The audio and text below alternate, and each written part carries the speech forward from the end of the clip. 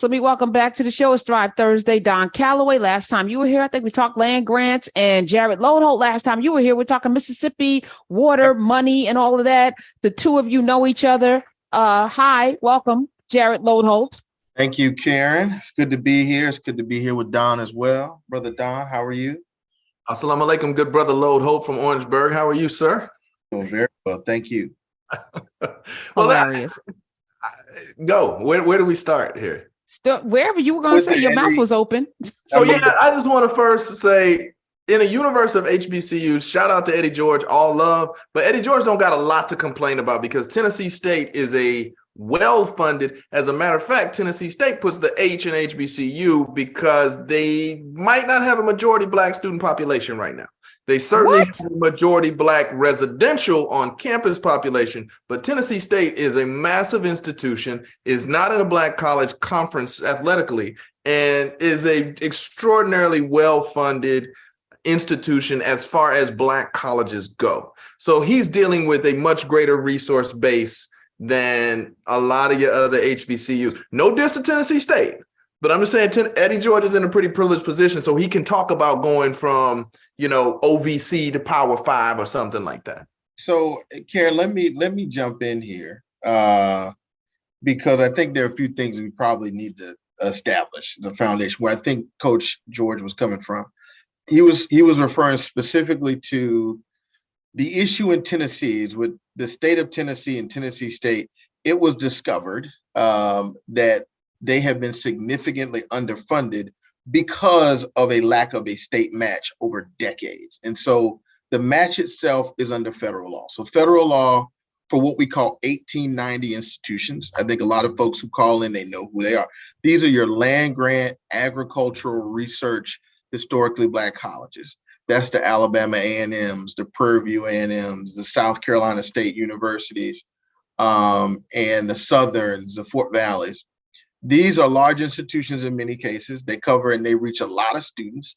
I think Tennessee State is somewhat of an exception in terms of their enrollment, but the broader issue is that H in historically Black also meant that historically they've been underfunded by their state legislatures because the federal law requires a non-federal match for the money that is sent to these institutions.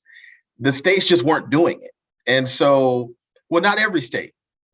Delaware, the state of Delaware, and I think the state of Maryland has actually been meeting their matches historically. So that number is 0 in terms of the underfunding. But for schools like North Carolina A&T, we're talking millions. I mean, close to billions, actually, because I think that the number that this Forbes report identified was $12.8 billion across each of your land grant HBCUs. And so I think, Tennessee State's probably in a better position than, let's say, University of Maryland Eastern Shore, but they're all underfunded to some extent by their state. And in the case of these 1890s, there's been a federal match. They just simply have not done it in many cases and met that match.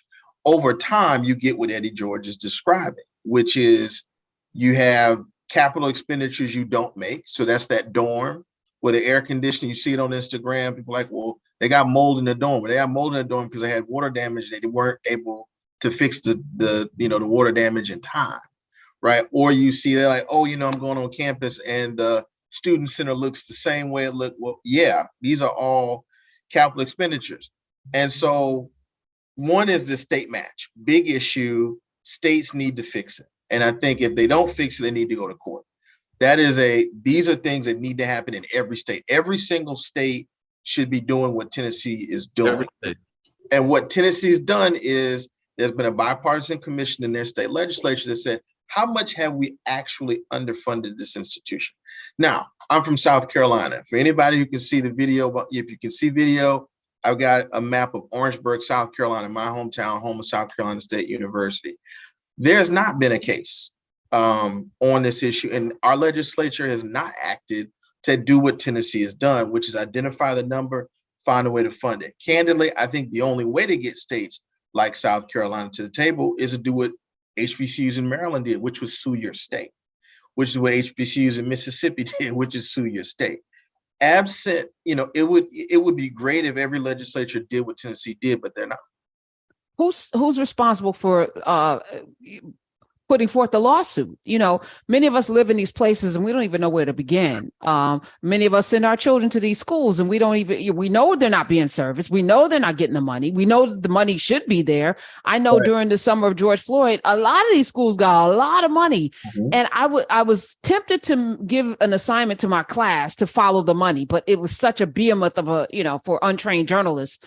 But this is something that, is there a place where we can go, a database to go and follow, okay, XYZ school got this amount, where did each dollar land? Is there a place where we can go? So the answer is no. But what we've seen, I think Tennessee is an example. We have a representative, I think his name is Love, in the legislature who did the work, where he identified this is how much money you all owe Tennessee State University because you didn't do the federal match. So one, I think it's incumbent upon every state legislative Black caucus in each of these states to do that work. That's step number one. Because one, you got to identify the damages. Before you call the lawyers, you got to say, well, how much do you owe me based on what we know the federal law to be? That's number one. Number two, to your point, Karen, it is incumbent upon the bar and members of the bar and lawyers in those states to bring those cases. Now, what Don will tell you as a former state legislator is every one of these legislatures is full of lawyers. Folks who are in many cases trial lawyers. The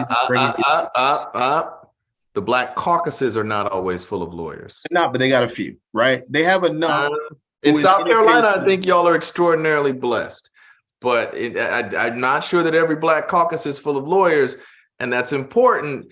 But go ahead. I'll let you finish. It has to be full, but it just needs to be somebody, right, who has the relationship to put this in front of an attorney who can actually do this work.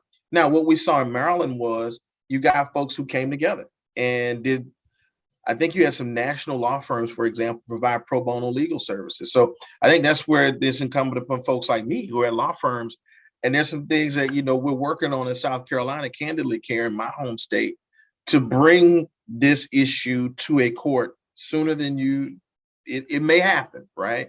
But I think this is the kind of thing where this is work in collaboration where lawyers who care, whether they're Black, white, or whatever, and these legislatures to do this work. Because again, very few legislatures are going to come to the table and say, you know what, y'all, we've been wrong for a very long time, and here's the money, right? It doesn't usually work out that way. You usually have to have a case and a settlement, something that forces states to come to the table because they know they've not done it. It's in a secret. They know they've not matched the funds. The last thing I'll say to this, Karen, is one of the things that you've seen states do in conditioning the match is they're like, oh, well, we want to put X dollars in for research. So if you've got this research capacity, you can get this money. Well, guess who doesn't have the shiny buildings and all of this R&D capacity to take advantages? That's one of the things you've seen in North Carolina, where if you looked at the funding disparity between the white, every state or most states have a white land grant institution, which is your moral institutions like North Carolina State, Clemson in South Carolina, Auburn in Alabama. And then there's an 1890, which are your Black HBCUs. If you look at how states have funded the predominantly white land grant institutions, you'll see a significant disparity. And what the states will say is, well, this is research and development. They do these things at North Carolina State that they don't do at A&T, and therefore that justifies this money. But you got to have money to get money. And if you never had the money, and this is how systemic racism works. It's like, hey, well, you never had the money, but hey, if you get some, you can get more. The opportunity, I think, and I'll stop here with HBCUs writ large, but I think particularly our land grant institutions, is in the CHIPS and Science Act, which you and I've talked about a little bit on this call, on this show, which is there were dollars that Senator Warnock in Georgia was instrumental in making sure these things got into this legislation that would allow institutions like the South Carolina State Universities of the world to apply for funding to expand and enhance their R&D capacity, which for a higher education institution allows you to get government contracts like the Department of Defense, National Institutes of Health. These large institutions have lots of money and lots of budget for these things, partnerships with the private sector, but it also helps you attract state funding. And ultimately, I think this is a generational opportunity for our HBCU leadership, in particular our land grants, who tend to again be larger, who have some of the infrastructure in place to take in some of this money to go after it. And so I think this is a fixable thing, but it requires a lot of collaboration. It requires some courage and some leadership, and folks kind of stepping out on faith a bit and going after what's theirs. Go ahead, Don. Don wanted to jump in earlier. Okay. Because I'm just like, blueprints are important. And, people, again, everyone lives somewhere. And we all know, we're always like spitting into the void. Like somebody should do something. Mm-hmm. And we just hope, we shouldn't have to depend on Representative Harold Love is his name. Harold Love, I think, but there should be a Harold Love everywhere. Right. And so. There is a Harold Love everywhere. It's a matter of priorities. And I was once a member of a legislature, and I was and still am a practicing lawyer. And I can tell you that this is not where our legislators and our lawyers' time is calibrated. And to be honest, a lot of our time and attention is calibrated at Twitter and TikTok and being an influencer and a whole bunch of other stuff. Ooh. We put it out there because I'll tell you what, we go to NBA, we have conventions, but what are we talking about? And as a substantive matter of the practice of law that can push things forward for our people. We write a lot of protest letters, but Thurgood Marshall and Charles Hamilton Houston, they Spotswood Robinson and Paulie Murray. Yes, come on. Yes, they changed the world through the practice of law. What is your motion practice game looking like, right? And frankly, let's be clear, we're not asking the lawyers to take on no charity. First of all, now that the football, as you call the substantive lawsuit, the football has been established in Maryland and in Mississippi. So you have the blueprint almost to cut and paste in significant sections. And number two, I'll wrap up. The second piece is that there are significant attorney's fees here, right? While a lot of Black lawyers out here hustling traffic tickets and looking for a kid to be hit by a car, this is a generational legal fee here. So if we calibrated our time and attention properly, you could get some relief.